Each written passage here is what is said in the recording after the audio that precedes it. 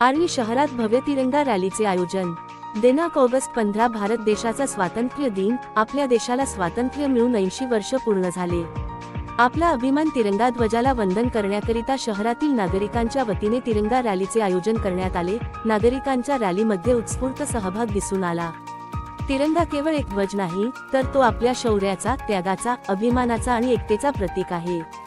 या मातृभूमीने आपल्याला खूप काही दिले आहे। आता तिच्या प्रगतीसाठी, सन्मानासाठी आणि अखंडतेसाठी आपले योगदान देणे हीच खरी देशभक्ती असल्याचा संदेश तिरंगा रॅलीच्या माध्यमातून देण्याचा प्रयत्न असल्याचे मत भाजपचे जिल्हा उपाध्यक्ष विपिन राठोड यांनी बोलताना सांगितले। शिवप्रताप चौक देऊरवाडा पुनर्वसन ते डॉक्टर बाबासाहेब आंबेडकर यांचे स्मारकापर्यंत आयोजित रॅलीत मोटारसायकलवरून युवकांचा मोठा सहभाग होता।